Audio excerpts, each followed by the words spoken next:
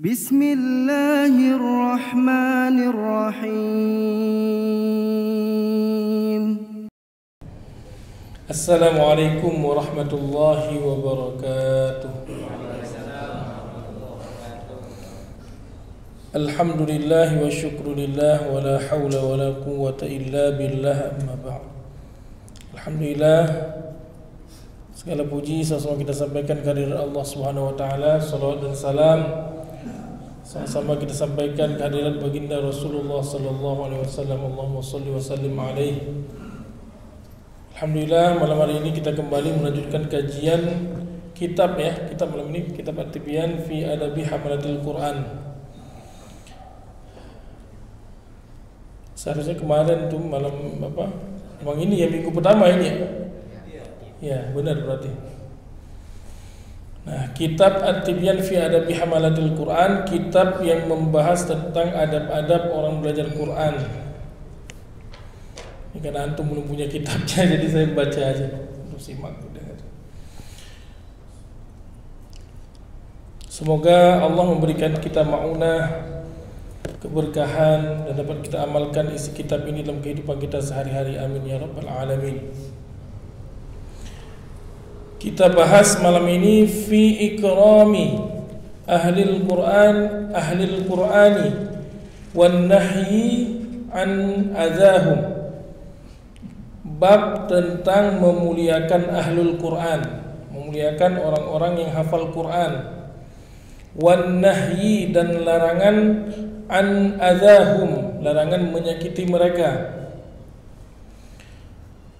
Jadi ada bab dalam kitab At-Tibyan ini, bab tentang khusus adab kita kepada orang-orang yang hafal Quran. Nah, dan nggak boleh menyakiti orang-orang yang hafal Quran. Nanti di sini luas pembahasannya. Jadi kalau dijelaskan apa itu ahlul Quran. Nah, ahlul Quran itu kalau secara umum termasuklah di dalamnya itu termasuk ulama-ulama. Nah, jadi bukan semata-mata orang ahlul Quran itu harus orang yang hafal Quran, tapi orang yang senantiasa bersama Quran. Nah, itu yang disebut ahlul Quran. Nah, kalau orang yang hafal Quran, insya Allah ahlul Quran. Kalau orang yang mengkaji Quran, insya Allah ahlul Quran. Orang yang baca aja terus menerus bacaannya, insya Allah ahlul Quran. Nah, wan nahyi an adzahum, dan gak boleh kita menyakiti mereka. Ada larangannya. Nah, maka apa saja nanti yang termasuk di dalam pembahasan ini dalam kitab Imam Nawawi ini, coba kita baca sekilas, kita terjemahkan. Qala Allah Ta'ala, berfirman Allah Subhanahu wa taala, "Dzalika wa may yu'azzim sya'airallah." Dzalika, yang demikian itu, wa man, dan bagi siapa saja, yu'azzim, yang mengagungkan, sya'airallah, yang mengagungkan syiar-syiarnya Allah. Nah, syiar Allah itu apa? Termasuklah di dalamnya itu kita mengagungkan Al-Qur'an, mengajarkan, habis itu menyebarkan, mendakwahi. Nah, itu juga termasuk dalam syiar-syiar Allah. Fa innaha min taqwal qulub. Fa innaha, maka sesungguhnya, min taqwal qulub, memuliakan atau mengagungkan syiar Allah tadi, itu merupakan bukti bahwa seseorang itu punya ketakwaan dalam hatinya.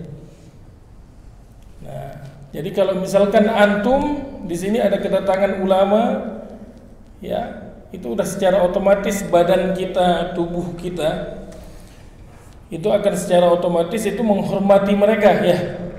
Menghormati dengan cara apa? Misalkan kita jalan depan ulama kan beda dengan jalan di depan orang biasa, benar? Nah, kalau bahasanya, kalau orang Indonesia itu ada tata krama, jalan depan orang lebih tua, lebih alim itu agak membungkuk, benar? Seperti itu. Itu timbul dari mana? dari hatinya. Siapa yang memerintahkan kita untuk memuliakan ulama? Siapa yang memerintahkan kita untuk memuliakan orang-orang hafal Quran?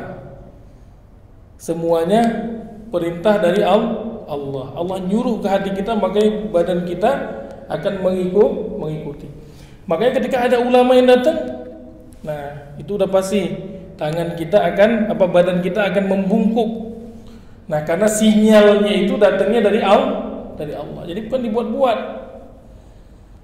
Nah, bukan dibuat-buat. Jadi akhlak, tata krama itu timbul dari hati. Kalau didalemin lagi, hati itu dari mana? Cahayanya dari Allah. Nah, jadi kita memuliakan orang-orang yang tadi yang hafal Quran atau ulama tadi itu termasuk mengagungkan syiar Allah. Nah, kemudian waqala Allah Ta'ala, dan berfirman Allah Ta'ala dalam ayat yang lain, dzalika wa may yu'azzim hurumatillah. Dzalika wa may yu'azzim hurumatillah. Dan yang demikian itu waman, bagi siapa saja, yu'azzim, yang mengagungkan, hurumatillah, apa-apa yang Allah hormati, apa-apa yang Allah muliakan, fahuwa khairul lahu 'inda rabbih. Fahuwa, maka dia memuliakan tadi itu, khairun adalah lebih baik, lahu baginya, 'inda rabbih, lebih baik pahalanya di sisi Allah, inda rabbi, di sisi Tuhannya.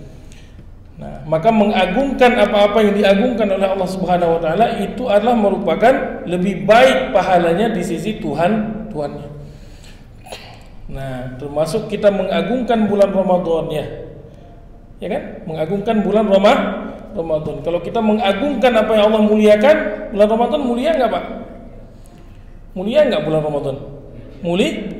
Antum agungkan dengan bacaan Quran, agungkan dengan tadarus, agungkan dengan infak, dengan sedekah, dengan yang lain-lain perbuatan-perbuatan baik. Nah, maka antum akan mendapatkan kemuliaan. Karena Allah menciptakan suatu bulan yang mulia. Kalau kita pakai di dalamnya dengan perbuatan-perbuatan yang baik, ikut memakmurkan bulan mulia tadi, maka kita akan menjadi orang yang mulia. Paham? Nah, sama juga seperti itu. Quran ini mulia enggak, Pak? Mulia. Antum memuliakan Quran dengan cara apa? Dengan belajarnya. Memuliakan Quran dengan apa? Dengan dakwahnya. Memuliakan Quran dengan apa? Dengan mengajak orang agar semangat membaca Quran.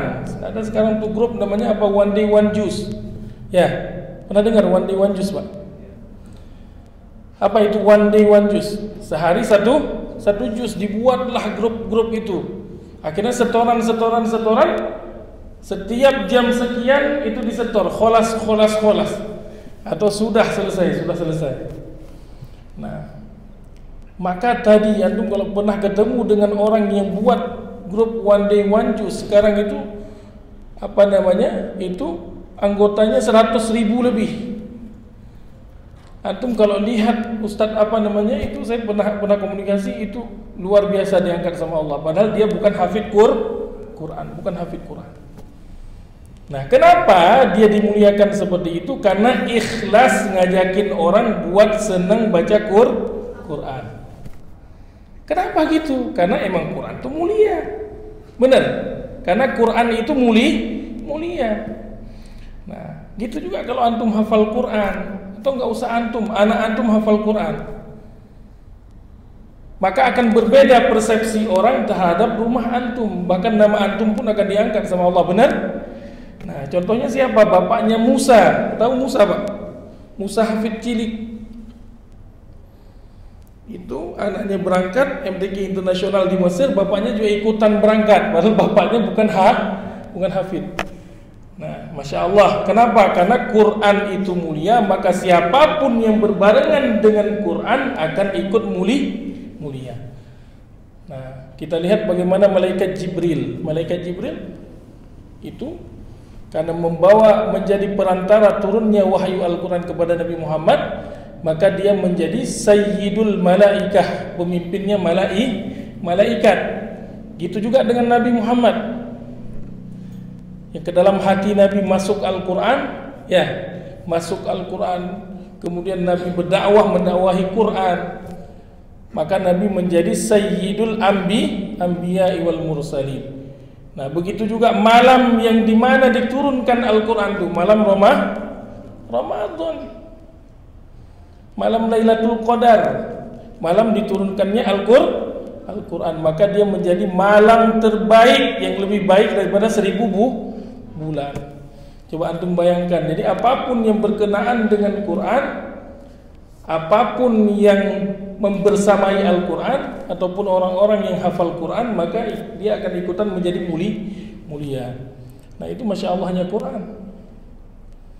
Kita nggak pernah nemu orang ada kitab lain yang bisa mengungguli Al-Quran dari segi manapun, nggak ada. Nah, maka kalaupun kita bukan penghafal Quran, bukan orang juga yang baca Qurannya bagus, ya minimal kita bisalah minimal mencintai orang-orang Quran, itu saja. Jadi ada kecintaan kita, ada bentuk ta'zim kita. Nah, mudah-mudahan kita juga menjadi mulia dengan keberkahan Al-Quran. Nah, kemudian waqala Allah Ta'ala wakhfid janahaka limanittaba'aka minal mu'minin, dan rendahkanlah dirimu. Wakhfid janahaka, dan rendahkanlah dirimu. Kepada siapa merendahkan diri? Limanittaba'aka minal mu'minin, kepada orang-orang yang mengikutimu, minal mu'minin, dari golongan orang-orang yang beriman. Nabi diperintahkan adabnya, itu diperintahkan kepada Nabi apa? Allah perintahkan untuk merendahkan diri, rendah hati, tawadhu. Jangan kalau sesama muslim kita tinggi-tinggian ego kita. Nah, ini dakwah itu seperti itu. Harus namanya apa? Merangkul, bukan memukul, ya. Merangkul. Antum bayangin kalau dakwah Islam itu memukul, pakai pedang, pakai apa, nggak bakal nyampe ke Indonesia dah. Nah, percaya nggak?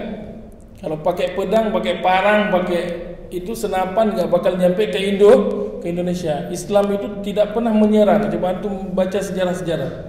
Islam hanya bertahan. Nah, Islam nggak pernah menyerang kecuali ada orang minta bantuan. Udah terzalimi, nggak bisa ngapa-ngapain, minta bantuan pasukan Muslim baru ditolong. Nah, itu dakwahnya Islam. Nah, makanya wakhfid janahaka limanittaba'aka minal mu'minin. Rendahkan dirimu. Nah, kenapa rendahkan diri? Karena dakwah itu nggak bakal nyampe. Antum kalau ngelihat ada ustadz atau ada siapa misalkan yang sombong, yang apa, kira-kira demen nggak antum buat temenan sama dia? Nggak bakal bisa. Apalagi dia dai tapi sombong, cuma care sama orang-orang dia aja yang deket-deket sama dia. Na'udzubillah min dzalik. Berarti itu nggak mencerminkan akhlak Nabi nggak seperti itu. Nah, basyariyahnya Nabi sama kayak kita, senyumnya sama, makan Nabi makan nggak kira-kira? Makan, lapar nggak Nabi? Lapar, basyariyahnya sama. Nah, tapi rohani Nabi yang berbeda. Nah, yang perbedaannya di mana? Karena Nabi diturunkan wahyu, kita kagak.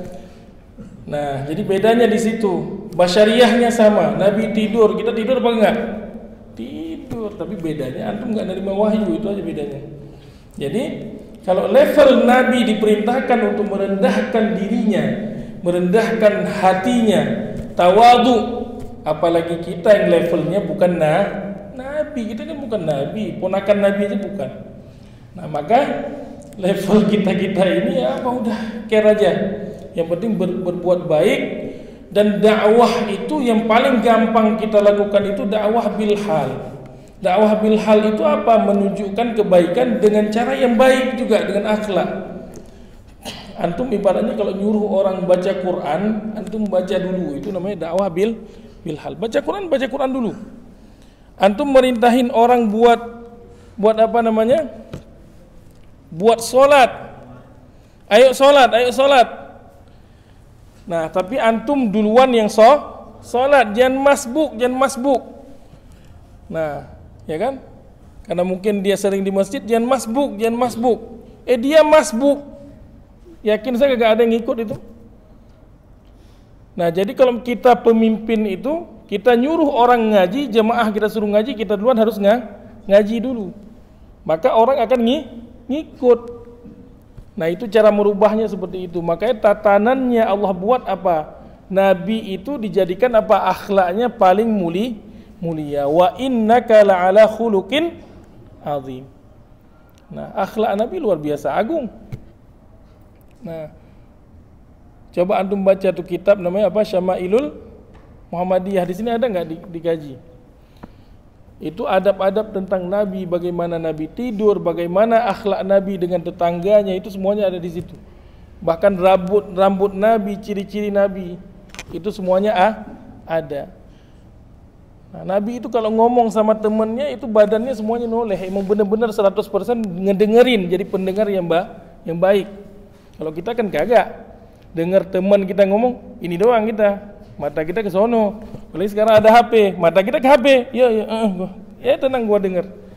Nah, Nabi enggak seperti itu. Nabi benar kalau ada orang curhat, itu Nabi benar-benar ngedengerin. Badannya 100% balik itu seperti itu. Nah, jadi kalau orang sekarang itu susah neladanin Nabi, kenapa?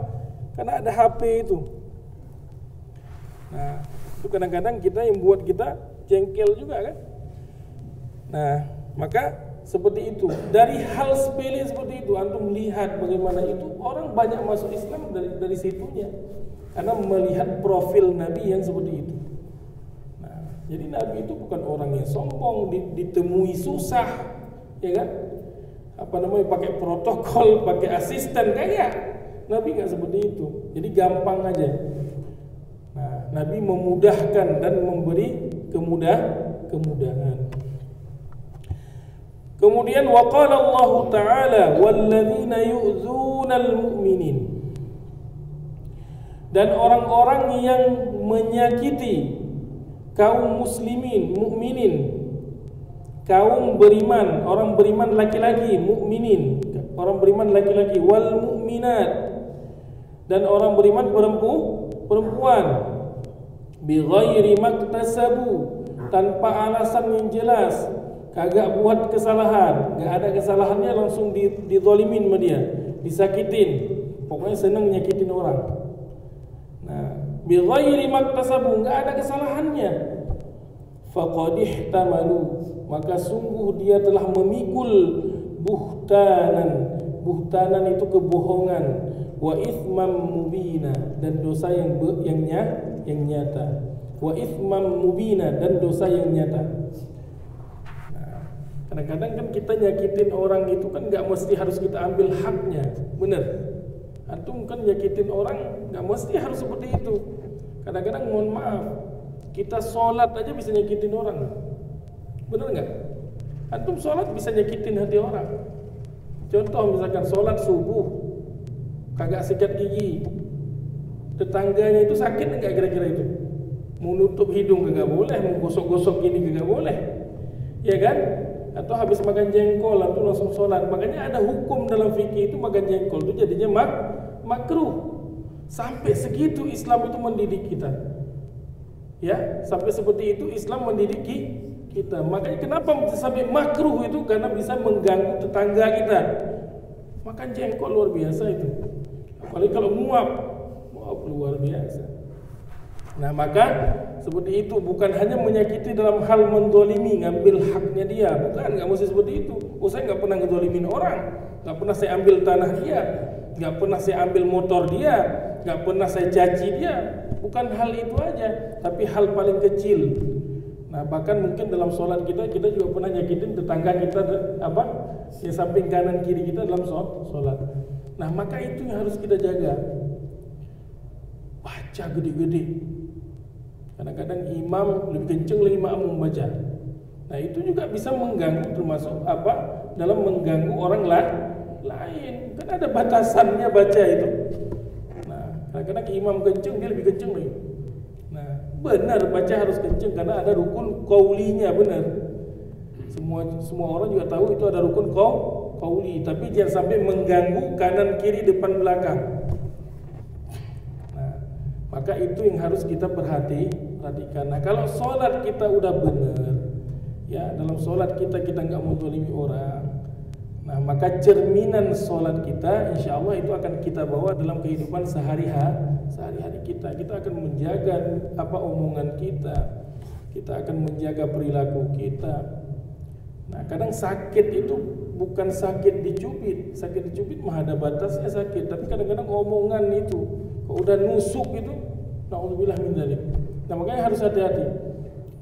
Nah, kalau saya itu lebih banyak salah saya emang. Kenapa? Karena emang saya tukang ngomong, ya. Karena ustadz tukang ngomong, makanya harus lebih banyak membenahi diri lagi. Nah, jadi walladzina yu'dzunal mu'minina wal mu'minat bighairi maktasabu faqad ihtamalu buhtanan wa itsman mubina. Nah, itu harus kita jaga. Jadi jangan sampai menyakiti hati orang-orang yang beriman. Dakwah ya dakwah, tapi dakwah gimana cara jangan sampai nyenggol orang. Bisa? Dakwah silakan Anda dakwah, ajak kepada kebaikan. Semua kita wajib mengajak kepada kebaikan. Yang haram itu ngajak kepada keburukan, kejahatan. Silahkan amar ma'ruf nahi mungkar silahkan, tapi jangan sampai nyakiti hati sesama muslim. Minta maafnya susah. Nah, maka harus ditimbang-timbang. Nah, maka di atas dakwah itu ada manajemen dakwah, ada ilmunya juga. Dakwah itu ada ilmunya. Ilmu bagaimana berdakwah itu ada. Nah, maka harus dipahami, oh berarti dakwah itu seperti ini. Ini kata-kata yang boleh diungkap, ini yang enggak boleh. Ini harus saya lakukan. Itu semuanya ada ilmunya.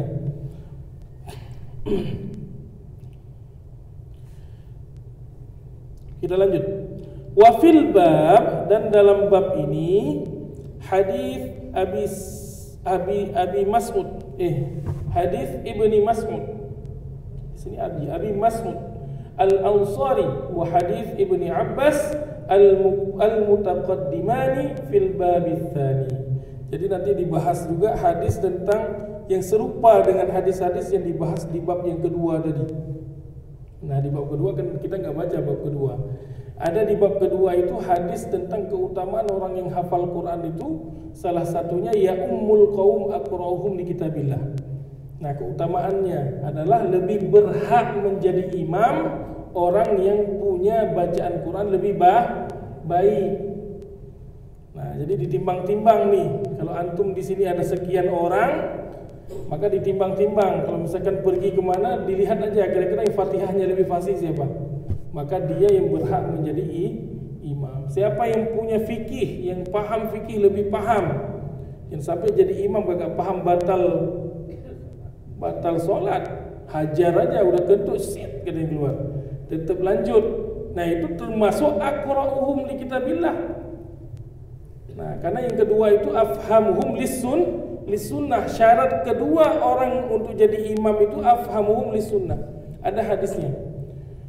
Nah, harus paham sunnah, paham hukum. Jangan udah kentut, lanjut aja. Malu sama jemaah katanya. Langsung lanjut, batal. Batal semua. Terutama dia tuh imam itu. Batal. Gara-gara dia batal orang semua. Nah, maka nggak boleh, makanya harus belajar fikih. Harus belajar fikih. Nah, siapa yang jadi imam, yang sering jadi imam harus belajar fikih. Nah, kapan niat? Jangan sampai sholat kagak niatnya kapan di toilet sana udah niat katanya. Batal sholat. Makanya itu harus dipelajari itu fikih itu. Sholatnya apa, niatnya seperti apa? Naruh niatnya di mana, ngucap usolli apa kagak, kenapa harus diucap usolli, kenapa ada yang nggak boleh yang nggak harus mengucap usolli itu siapa, itu semuanya ada dalam fikih. Niat itu dalam hati atau dalam ucapan, itu semuanya ada dalam fikih. Berarti yang kedua harus belajar fikih, harus paham hukum. Jadi jangan asal-asalan sholat, penting hafal. hafal Quran, yang penting bacaan kayak Musyarrif Rasyid katanya. Nah, nggak penting bacaan seperti apa, yang penting tajwidnya benar, fasohahnya benar, udah. Yang kedua dilihat, yang dilupakan yaitu paham fikih, paham hukum. Baru yang ketiga nanti ada di hadis Nabi itu. Nanti yang ketiga itu kalau nggak salah saya itu siapa yang paling duluan taubat? Hah? Siapa yang paling duluan taubat? Nah, taubatnya siapa lebih duluan nih? Nah, kalau kita misalkan yang udah ini ya berarti oh ini udah sama nih taubatnya bareng ini. Nah, berarti dilihat siapa yang lebih duluan mukim di situ. Siapa lebih duluan mukim? Yang tinggal di sini kira-kira duluan siapa? Oh, Pak Sanusi, berarti Pak Sanusi lebih benar. Nah, ternyata tinggalnya bareng, jamnya bareng. Karena emang pindahnya bareng gitu. Berarti dilihat yang ke nomor berikutnya siapa yang lebih sejahtera, siapa yang lebih sejahtera ekonominya. Nah, jadi dalam Islam itu seperti itu. Siapa yang lebih banyak bininya, makanya jangan diutamain itu dulu. Siapa yang lebih tua? Kadang-kadang kita kalau di kampung siapa yang lebih tua dulu diutamain. Nah, kalau ada anak muda paham fikihnya bagus, Qurannya hafal, itu di nomor sekiankan karena belum kawin katanya. Padahal yang kawin itu nomor sekian. Nah, itu pembahasan di bab yang kedua, tapi ini udah enggak ini. Tapi hadis yang serupa-serupa itu dibahas di sini di bab ini.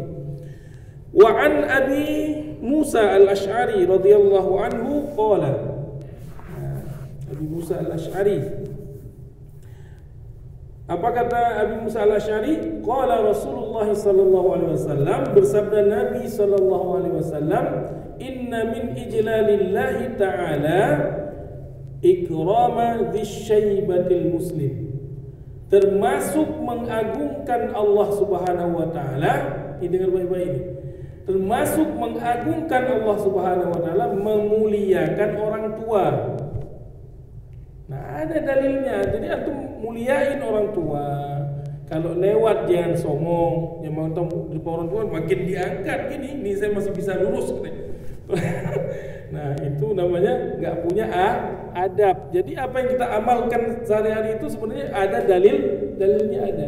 Memuliakan orang tua, termasuk cara jalan kita, cara duduk kita, cara kita nempatin orang-orang tua itu di mana. Kalau ada acara jangan tempatin orang tua dekat son sana, pengang dia. Nah, maka tempatin orang tua itu di tempat yang paling mulia, di depan lah. Orang tua kalau tempatin di belakang, ustadz tuh pasti udah kagak kelihatan itu, karena matanya udah rabun, mau pakai kacamata udah kagak kelihatan. Maka tempatin di depan. Kalau antum masih muda-muda semua ini, nah maka orang tua ditimbang yang tua-tua tuh. Nah, berarti bapak di depan. Kenapa? Biar ustadznya kelihatan. Ya, kagak pakai gini-gini dia. Nah, kenapa? Emang udah ada kekurangan-kekurangan Allah kasih, dicabut nikmat dikit-dikit. Nah, maka cara kita muliakan seperti itu. Nah, jadi ditempatkan di tempat yang terbaik, yang sesuai dengan makamnya, yang sesuai dengan tempatnya dia. Nah, kalaupun kita jalan jangan kita gusungin dada, kita angkat nih, saya masih bisa tegak. Apa nggak bisa? Nah, nggak boleh gitu. Nah, maka itu adabnya. Kita memuliakan orang tua. Yang kedua, wahamilil Quran. Wahamilil Quran. Nah, di sini itu bahasanya wahamilil Quran, dan pengemban Al-Quran. Nggak disebut hafizul Quran kan? Tapi hamilil Quran, lebih tinggi lagi sebutannya.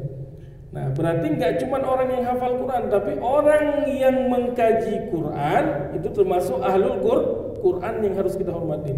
Termasuklah ulama-ulama itu. Makanya antum yang seudon dengan ulama nggak boleh, karena nanti dianggap nggak punya adab kepada Allah, nggak memuliakan Allah nanti. Nah, itu bahaya. Nah, mau model gimana? Udah itu ulama, biar urusan dia, khilaf itu biar urusan dia. Nah, wahamilil Quran, muliain. Nah, cuman ada lanjutannya. Ghairil ghali fihi, gak boleh berlebih-lebihan. Wal jafi anhu, dan jangan juga diabaikan.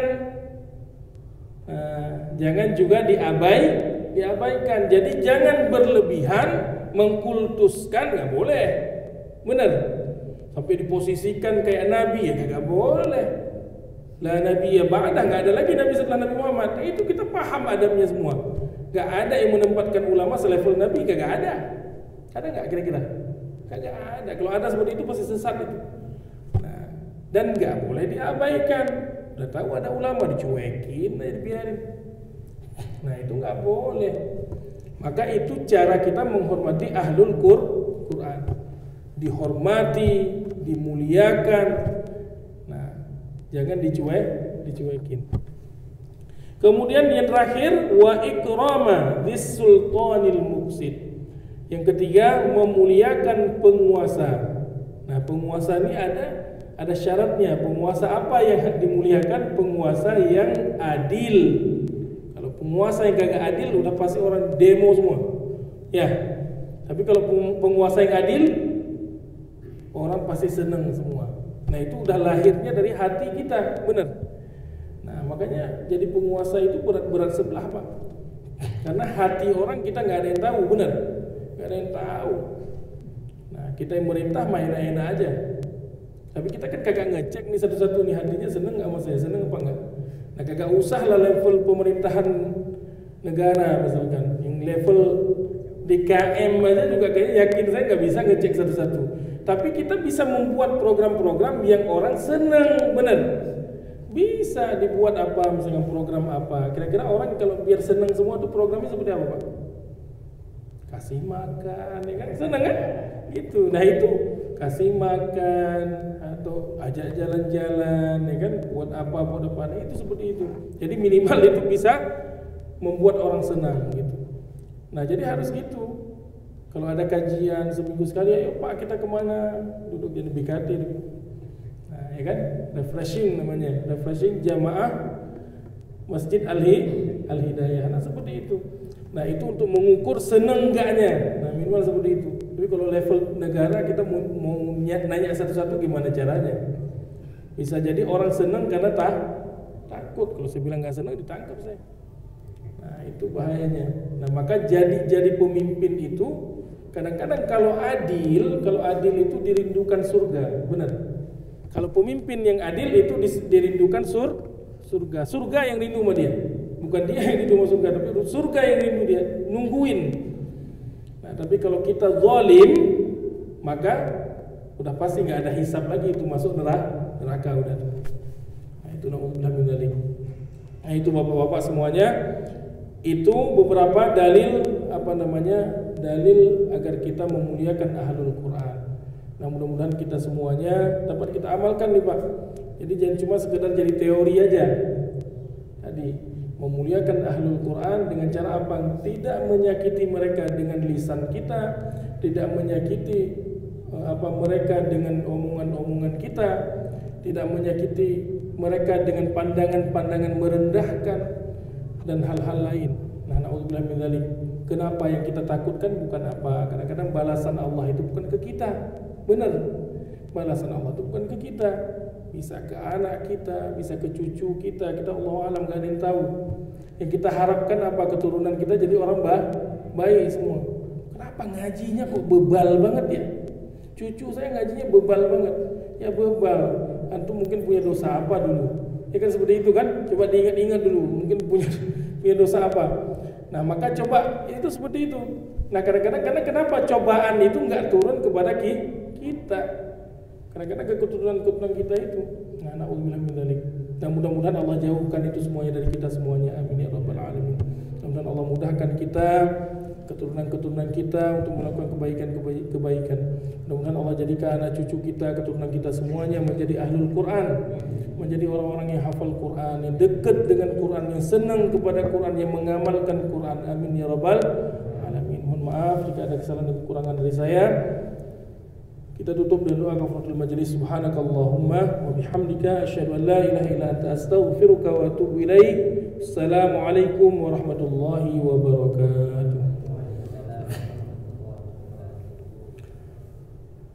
فبأي آلاء ربكما تكذبان تكذبان